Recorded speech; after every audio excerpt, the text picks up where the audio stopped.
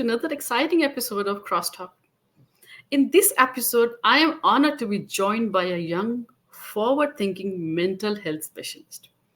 With a focus on the unique challenges faced by the youth, my guest is here to share insights and strategies for a healthier mind. Welcome, Shelja, Garg, to my show. Thank you for having me.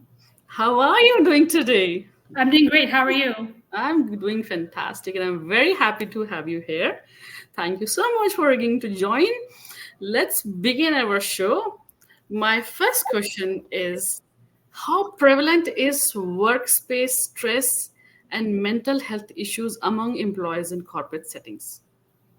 I think it's very prevalent because at the end of the day, even though we are in a workplace, we're still human beings and we all have mental health. So we're always dealing with stress. We're always dealing with our mental health. We're always dealing with how to manage, our stress levels. And, working in such a high stress environment for 5 to 6 years in a public accounting firm, basically being overworked, I experienced a lot of mental health issues, essentially because the approach was more of treating people like machines versus humans.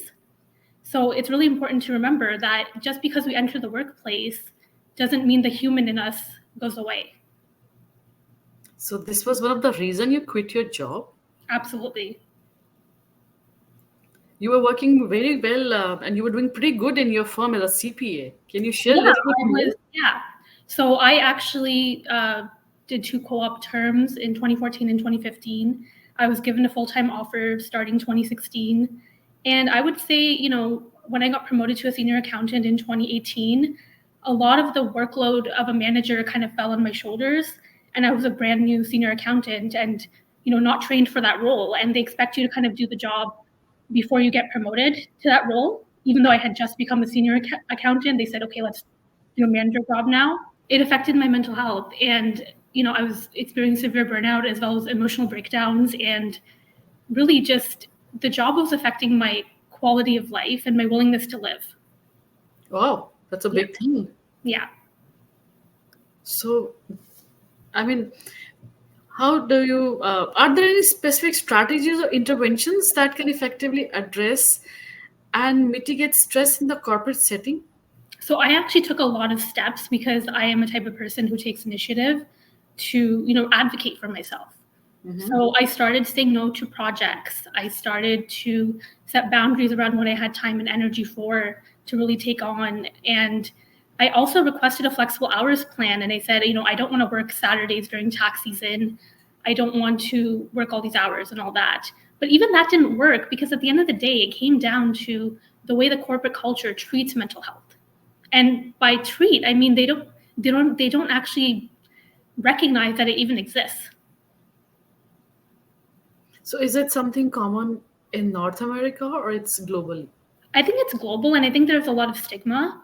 So essentially, I do sit on the board of the Canadian Mental Health Association of Windsor, Essex, where I live. And, we have worked a lot to remove the stigma in the past few years. And I think the global pandemic has helped in that regard because people have had to sit at home and face their own thoughts and really have to think about, okay, am I actually happy in my job, in my relationship, in my life? And, face those thoughts. And I think that's how mental health is coming to the forefront now because we're realizing there's more to life than working and all that. I was just going to ask you this only now. You brought this issue. How does remote work or hybrid work arrangements impact stress and mental health, especially in the corporate world?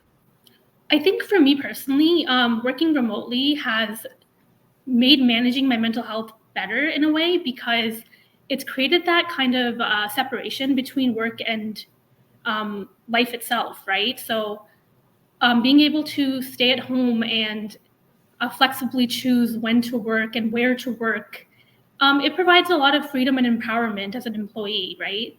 So being kind of constrained to that office environment, I think that is part of it because you're kind of being watched or micromanaged physically when you're in the office Yeah. versus remotely. Like, yeah, they do check in and stuff like that, but I just feel like it actually empowers you more to take initiative for yourself to stay productive at home.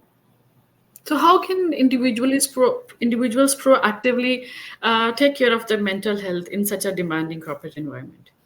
I think, like I said, like I think knowing who you are, knowing your values is really important because you can get stuck in a corporate environment that's not really aligned with your own values. Like, you know, you kind of sacrifice your mental health for the job sometimes, and you can go deep into it. As an ambitious person, I'm a very ambitious person. Like, it's Yeah, really easy to overwork yourself. It's really easy to say yes to all the projects because you want to be that high performer, right?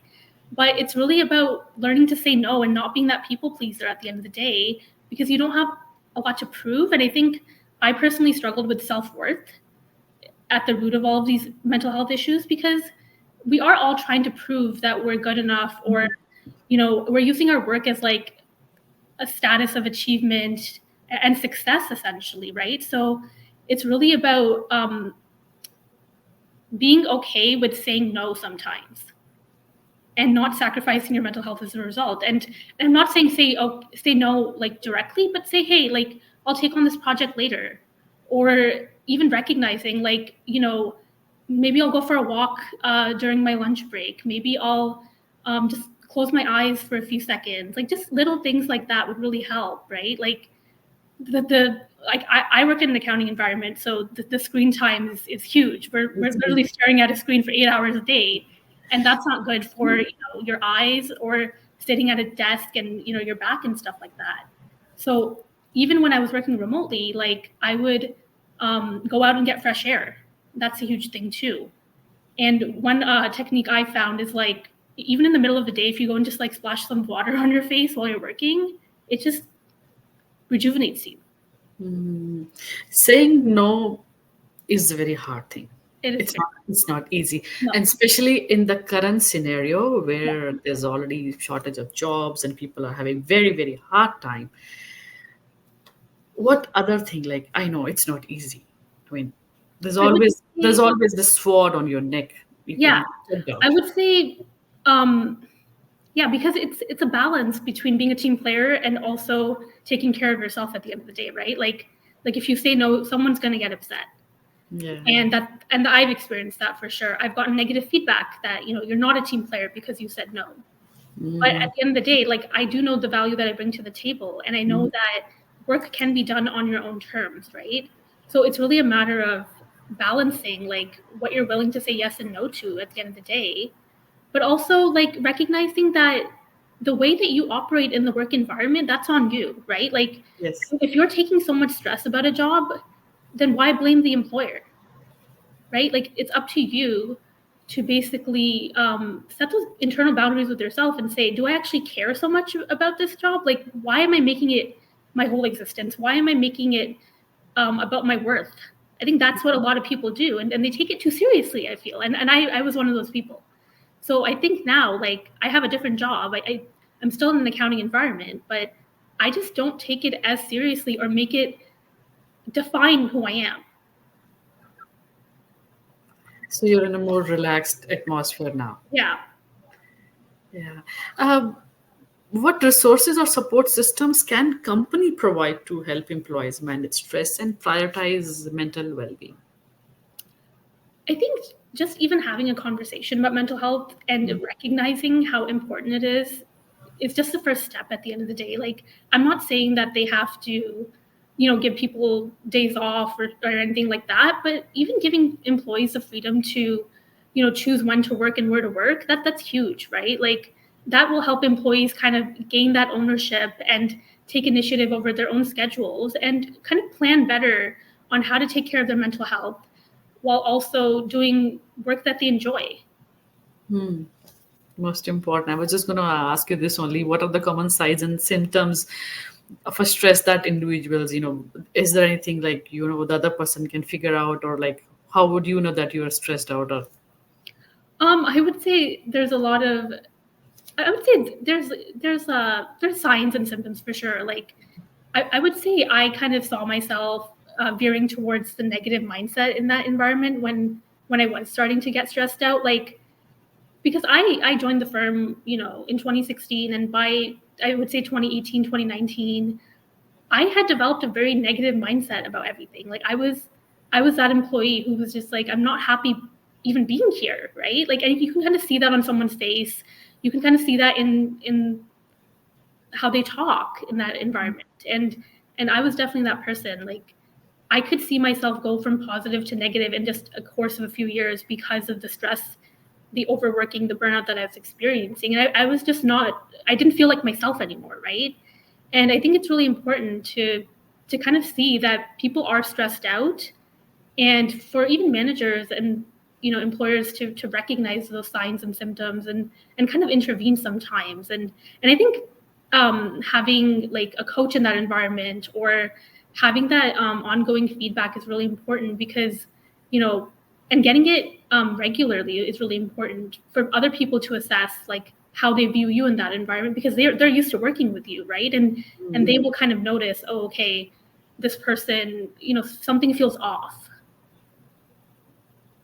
Thank you so much. You've explained so nicely. I'm really happy to have this candid chat with you. Thank you, Shalja Garg. Any tip Sure. for Generation Z?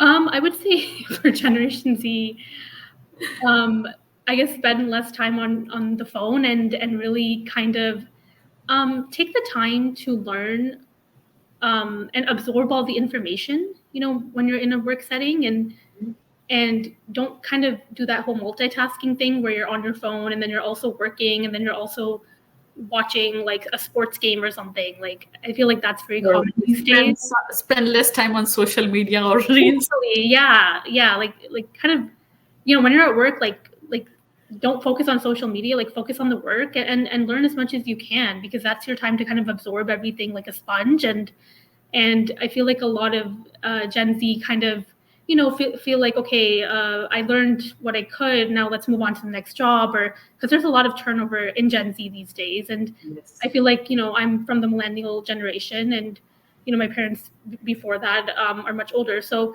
it's just, we just have that different type of work ethic where I feel like we had a little bit more ambition. And I feel like with Gen Z, like they are okay with kind of pivoting really fast. So I would say kind of stay in that current role and learn as much as you can and then move on to the next. Awesome. It's very well explained. I really like it, and I'm really happy that I got this opportunity to chat with you on this mental health issue. Thank you for joining us on this journey. And remember, the beauty of life often lies on the stories we share. Until next time, stay curious and keep listening. Thank you, Shalja Garg. Have a wonderful rest of your day. Thank you so much for having me again. I really enjoyed our talk. Thank you.